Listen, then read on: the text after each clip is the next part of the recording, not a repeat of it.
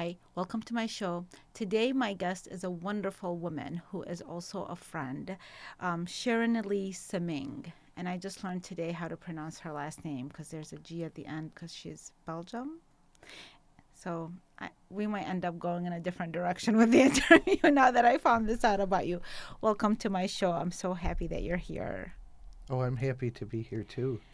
And I've been trying to get you on here, but because of the weather and other things, but because you recently published your first book, it's called Thinker's Dream. Look how beautiful that is, and you did the artwork. When was this book published? This book was actually published on KDP December 15th.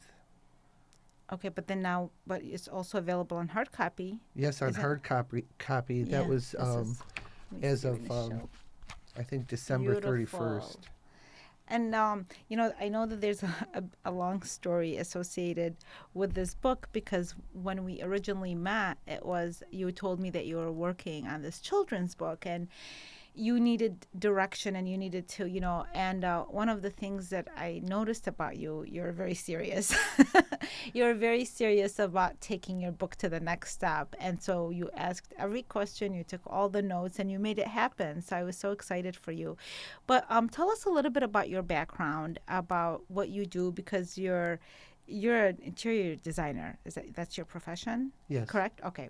So how did this idea come about to do the children's book and what was the process like?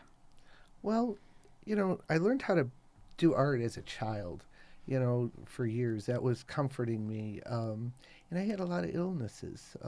I discovered that I had scoliosis at the age of 13. It was real hard for me. It was the very day I was being confirmed Lutheran. And that scared me very much.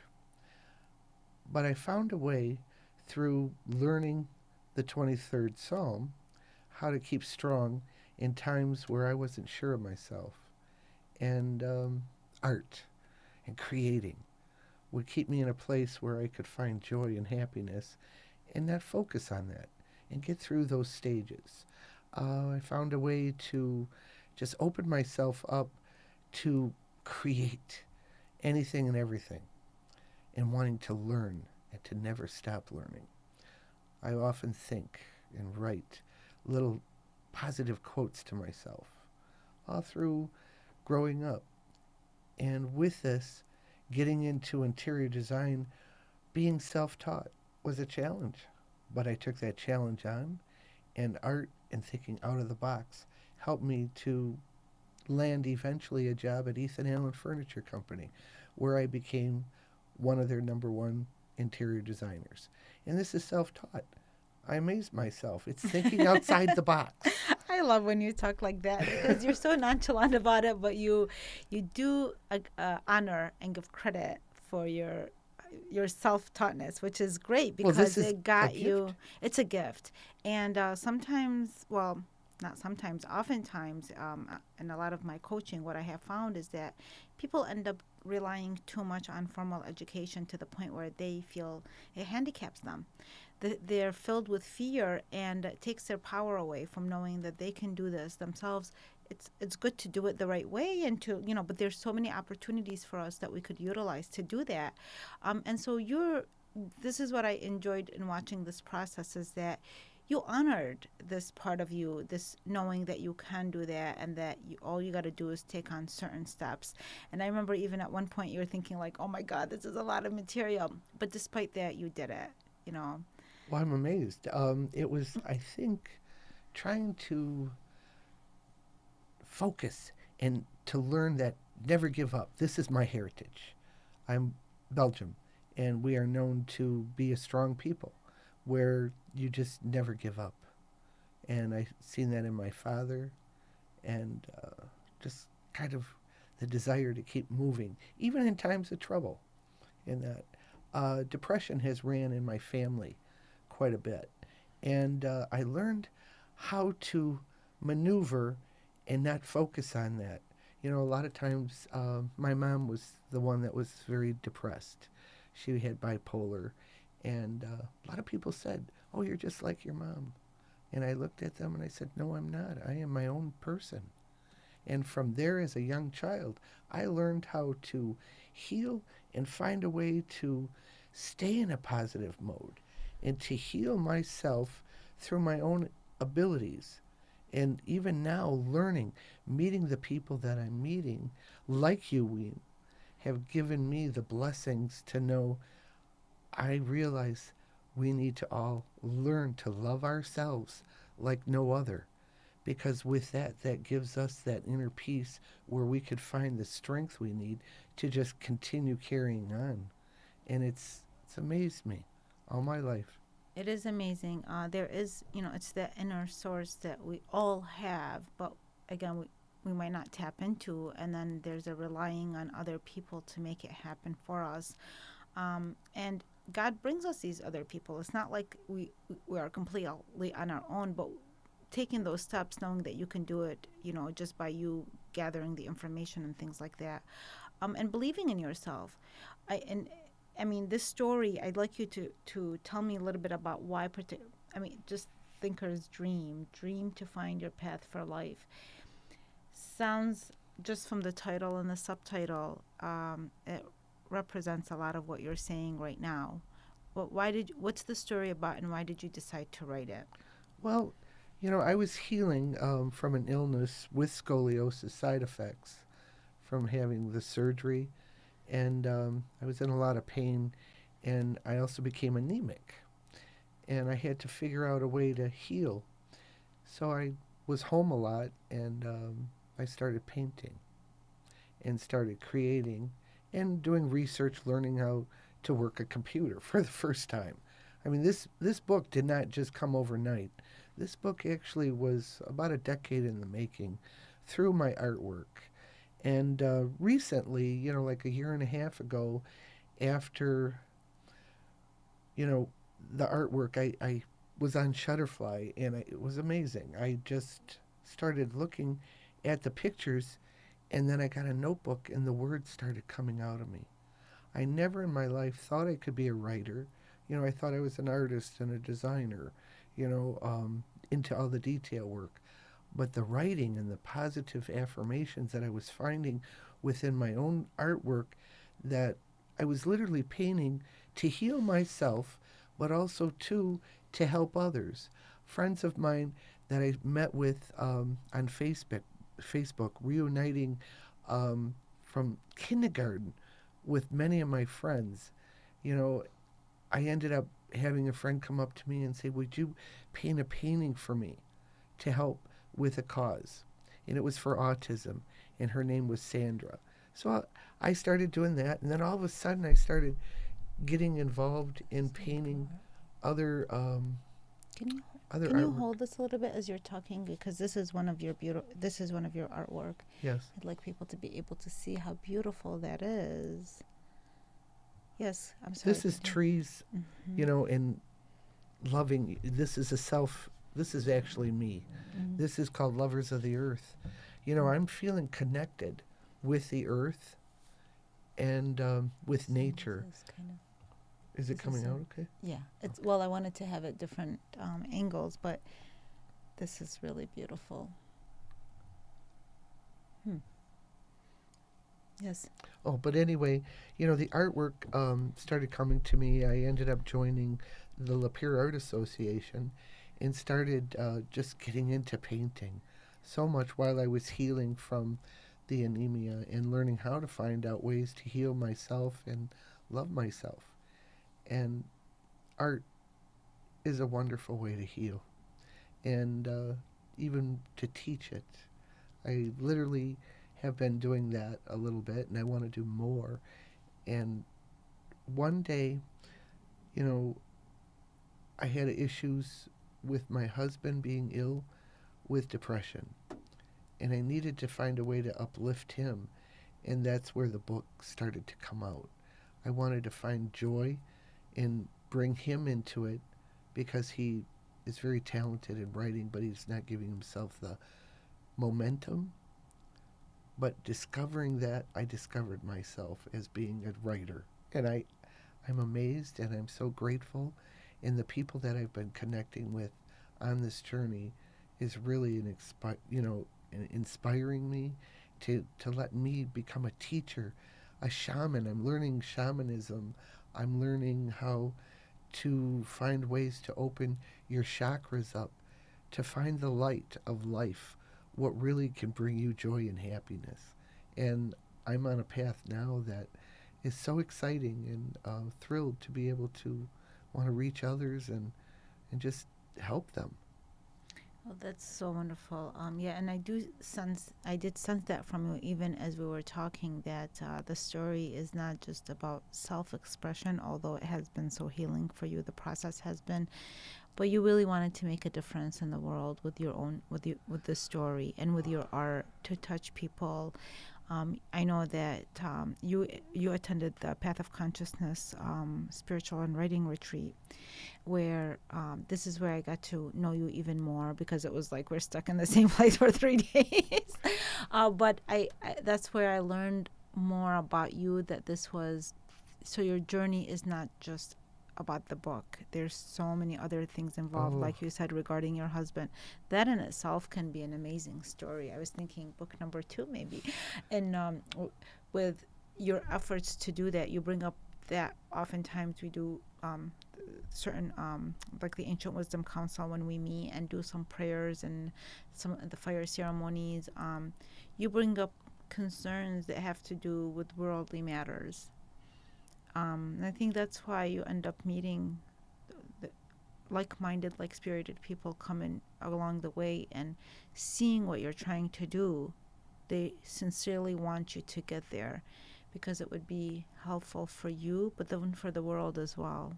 That's how I feel about your work and well, thank you. people similar. I have to say, I'm totally grateful for learning and meeting you on my path. You know, and going to the path of consciousness really was enlightening and so joyful for me. It really helped me to open up more, to find really who I am and how I could help others to bring out.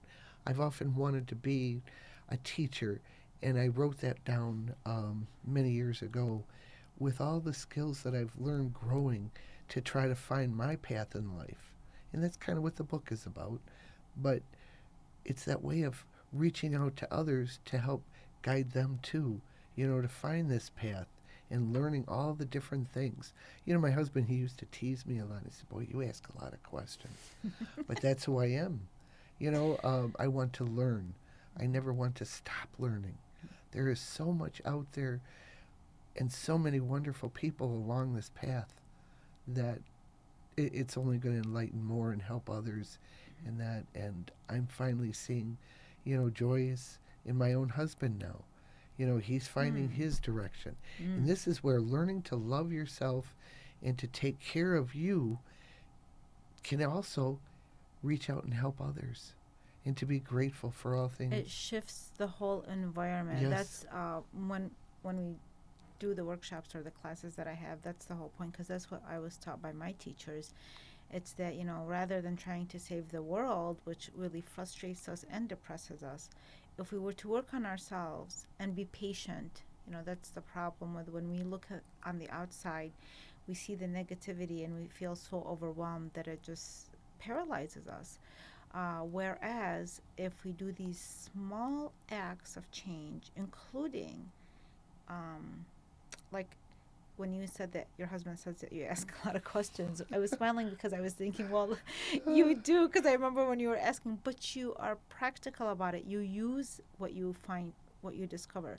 So for me, somebody who's asking questions and then that would lead to manifesting their dream is so well worth it. And you have a realization that these little steps matter. It's the same thing even with helping change other people's whether if they're depressed or their moods or other factors that are happening in a household or even in the workplace. If you change your outlook on it, and if you do more creative things and put more loving energies out there, it over time, little by little, you will see the shift in other people around you. It's a very peaceful way to create a change. But because of impatience and uh, thinking that we have to go on a grand level, then these are the things that backfire. But I'm really glad that you are sharing that just by you being yourself, honoring yourself, staying true to creativity, and producing work, like putting it out into the world, you're seeing a change in your household because of that. I'd love, like, if you can share a little bit more of that so that people can realize this matters on so many levels. Oh, you're not kidding. It matters so much. Learning to, find ways to make you joyful. You know, singing, dancing along the way. It's in my book, and that. But also too, learning how to just challenge yourself. Just to be daring. Like the safari that you could be within yourself. Oh, please share that safari story. Yeah. So when Sharon came today, she said, I have this on for a reason, the outfit that she has on. And she shared a little story of how it came to be. But this is this kind of things that starts happening the more you honor yourself and you communicate with your inner source. But you got to share the story. Well, just to kind of give you a quick idea here, just getting ready, I was not sure what to wear. And then all of a sudden, I just grabbed this. I said, I'm going to wear this. And then I came out and I wanted to read an affirmation by Simple Abundance, a day book of comfort Mm. and joy Mm-hmm. by Sarah Ban Breathmack. But there was a page in there, I'll just say, but Safari Life popped in, and it's like, whoa, I know what to wear today. But really, what it was saying to me, is be your authentic self. Just speak your truth and be daring. Life is not meant to keep silent. Life is to be strong and just do what challenges yourself. It's like the hunt. This is the safari within yourself to grow and Oh, the safari explore. within your. Geez. I'm like, sorry, but I always end up thinking my mind goes wild when I hear certain very powerful statements or like nice stories about like what you said with your husband. But the safari within your soul, that could be like within yourself. That could be a book in itself. Because it reminded me also when we were at the retreat at the Path of Consciousness. I I see you. Oh God, Well, I know that you're knowing what I'm I laughing know. about. What we miss is the idea that we miss the point here. We're not, going about this to try to be supernatural, serious people here No, it's to have and fun. to have fun. And this is the one thing that misses the point and continues feelings of depression and other things that when people, even with good intentions, trying to evolve and create peace, the seriousness of it is killing us. It's killing us, like we are literally taking things so seriously, and it's we're waging war, something that might start as a peaceful something. How does that end up waging war? Because everybody takes themselves too seriously to the point where, that's an ego, that's the ego talking. Yes. That's not that's not on a spiritual level, really. If you let go and surrender enough, we would have so much fun with what we're doing, as well as acknowledging it on a serious level, meaning that your commitment to it was serious. You honored that you committed yourself, that you wanted to write the book, and you honored that and you got it done. That part is important, the commitment. That's discipline. But the fun part, at the retreat, we had so much fun, and that allows for greater learning because that's when we can really be ourselves and not feel like we have to put on this persona to be this or that. Again, which is creating so much tension in the world. And even now, when we do our meetings, we allow for fun because that's what real life is. And why were we created to do that? The safari part, that's what it reminded me of, that us living, where I come from too, there was a lot of oppression in different ways. However, there was also that sense of freedom as children that sometimes, here being overprotective and stuff. And so we had that wildness. We were able to utilize it to a certain degree. And art these days allows us to do that and similar things. But anyway, I got carried away with that because I just love what you just said with the safari in us. And it looks great on you, by the way. Thank you. I don't. I don't know. To me, just having fun and singing and dancing along the way mean a lot. If you could find positive things to keep you going and never let that child that's within leave you. You must keep the child within your whole life to be able to do things where you can make a difference, where the love of light will shine, and to be hopeful for all things. I'm so excited about Yeah. discovering all these new things. Well, that's what I was going to ask you next. I can tell your passion and your excitement, and I know you're going to be creating more things. What are you working on right now? Where is your creativity going? Do you think that you'll write another book, or are you going to pay more focus on your art? Where do you think you're going to be doing in the next couple of years to continue this type of energy flowing within yourself and your home? God, for me, it still will probably be another book coming out.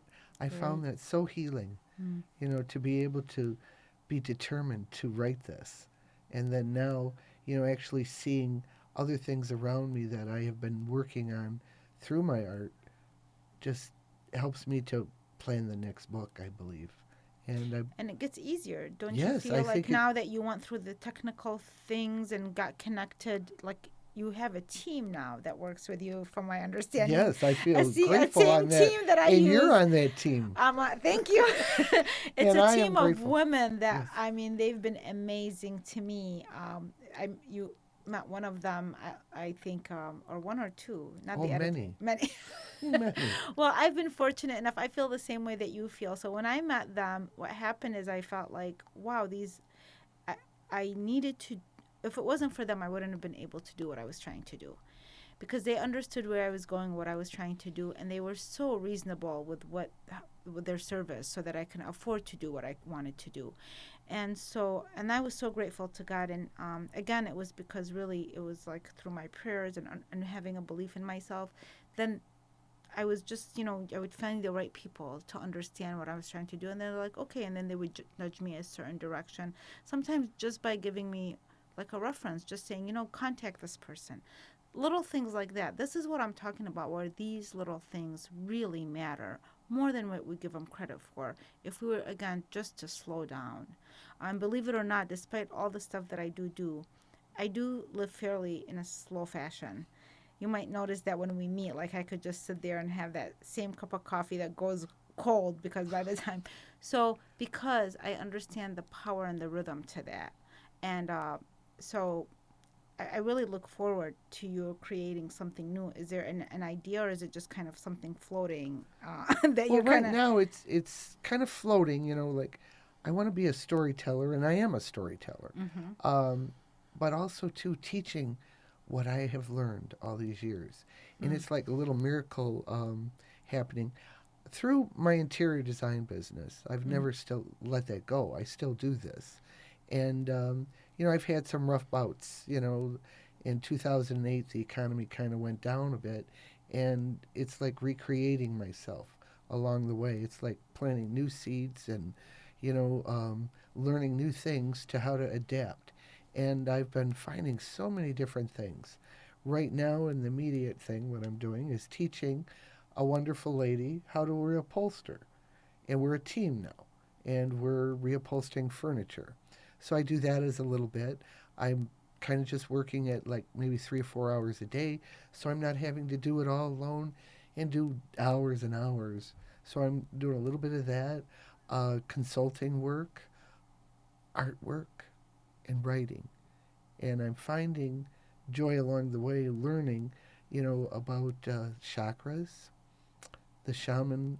You introduced a book to me, and it's about the shaman within yourself, and just taking time to learn and explore and see what else happens in that. And I'm in the process of trying to find ways to get into the libraries, into the schools, to become a storyteller until my next book comes out, and take my time to read my book to children and try to inspire them so that they could find their dreams and their path through life, so that they can grow and become happy and learn the ways of growth and happiness, and not end up growing up where they feel this pain of what's happening today. You know, Years ago, I named my business when I went off on my own after I was discriminated in the workforce, and they wanted to take away my commission. This is when I worked at Ethan Allen, just to kind of give you a little idea. I decided to go in my own business, and what did I decide to name it? Creative Beginnings Design Service. And it was like creating from nothing. And this is what I decided to do.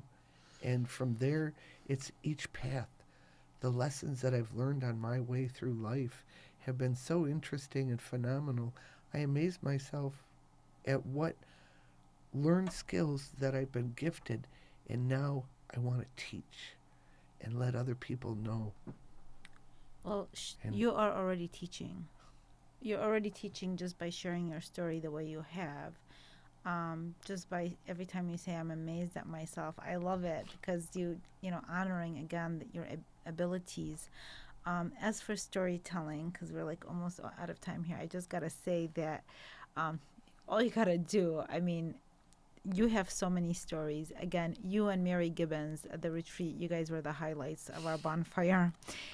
You shared the most wonderful, genuine stories, and we had such a good time listening and laughing to them because they were so unique. You could literally just take those stories and put them into whatever form, whether short stories or however you want. So there's no shortage of stories. But regarding getting your book, whether you read at libraries or wherever you're going to end up getting it, which, I believe that you can, this is very important, and it would be very beneficial for them because the children would benefit so much. The artwork is beautiful, but the story behind and the purpose why you're doing this is wonderful. So I wish you so much good luck, and I know that you'll be here again because your second book, we don't have a date yet, a release date, but we will, and you will come back for that because I would love to hear more about it. I want to thank you so much, and we only have like a minute left. I'd love if you have one last thing for somebody that might be feeling like there's so much hurdles and they're so overwhelmed with information. Just one advice so that they could move forward and not feel disheartened. to breathe, to take time to breathe and meditate and look at the light of love. I love it. It's that simple, right? Yeah. It's that simple. Well, again, I want to thank you for coming today. It was wonderful having you. I'm going to see you again. I know that because we're in the same circle. Thank you for watching the show. And Sharon's book is available on Amazon, Thinker's Dream. Thank you, Sharon. Thank you.